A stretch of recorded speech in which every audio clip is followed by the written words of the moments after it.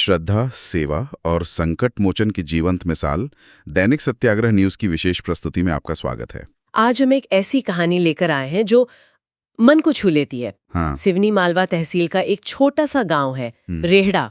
जी। और वहां की कहानी बताती है कि कैसे आस्था और एकजुटता मिलकर किसी जगह की तस्वीर बदल सकते हैं। हाँ बिल्कुल, रेड़ा की कहानी असल में है ही ऐसी। जी। स्रोत बताते हैं कि एक वक्त था जब ये गांव कई तरह की मुश्किलों से घिरा हुआ था। मुश्किलें किस तरह की? देखिए, आर्थिक दिक्कतें थीं, खेती किसानी में परेशानी, कभी बाढ़ जैसी वो प्राकृतिक आपदाएं आ जाती थीं और सामाजिक तनाव भी थे।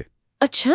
तो एक तरह से निराशा का माहौल था पूरे गांव में। हाँ। लगता था जैसे कोई रास्ता ही नहीं है। तो फिर इस निराशा से गांव उभरा कैसे? ये बदलाव आया कहाँ से? यही कहानी दिलचस्प मोड़ लेती है।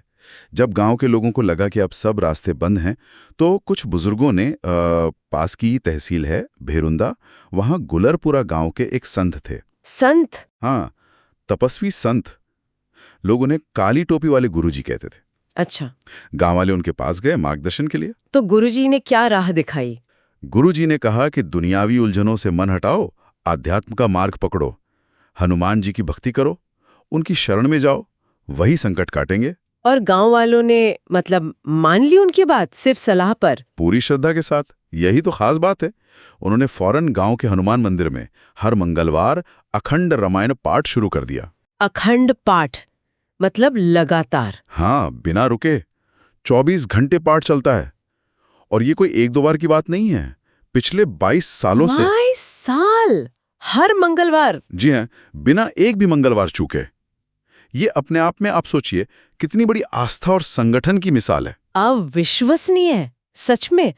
तो इसका असर हुआ होगा गांव पर, माहौल बदला होगा। निश्चित रूप से एक सकारात्मक ऊर्जा आई पूरे गांव में। और सुनिए, पिछले 3 साल से तो एक और नई परंपरा शुरू हुई है। अच्छा, वो क्या? श्रावण का पूरे महीने अखंड रामायण पाठ चलता है, साथ में कन्या भोज होते हैं, विशाल भंडारे लगते हैं।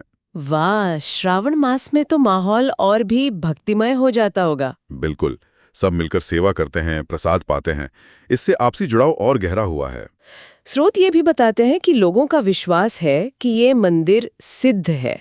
इसका क्या मतलब समझा जाए? सिद्ध स्थान एक ऐसी जगह जहां लोगों का अटूट विश्वास होता है कि सच्चे दिल से जो मांगो वो मिलता जरूर है। अच्छा। रेड़ा के लोग मानते हैं कि इस मंदिर से, दादाजी के दरबार से, कोई खाली हाथ नहीं जाता। वो हर मुश्किल का हल दादाजी की कृपा में ही देखते हैं। दादाजी यानी हनुमान जी? हाँ, प्यार से उन्हें दादाजी कहते हैं। चाहे फसल का नुकसान हो, घर में कोई परेशानी हो, उनका विश्वास है कि दादाजी सब संभाल लेंगे। तो ये मंदिर अब सिर्फ रेहड़ा गांव के लिए ही नहीं? नहीं, बिल्कुल नहीं। अब तो ये आस्था का बड़ा केंद्र बन गया है। हर मंगलवार और खासकर श्रावण में आसपास के गांवों से, शहरों से सैकड़ों लोग आते हैं। दर्शन के लिए? हाँ, दर्शन के लिए भी और सेवा करने के लिए भी। ये दिखाता है कि एक छोटे से गांव की श्रद्धा की गूंज कितनी दूर तक जा सकती है। तो रेड़ा की कहानी सिर्फ एक चमत्कार की कहानी नहीं है, इसमें एक गहरा संदेश भी है। सही कहा आपने। ये कहानी यही तो सिखाती है कि अगर सच्ची श्रद्धा हो, अटूट विश्वास हो और सबसे जरूरी, हाँ, एकता, तो कोई भी समुदाय बड़ी से बड़ी चुनौती से पार पा सकता है।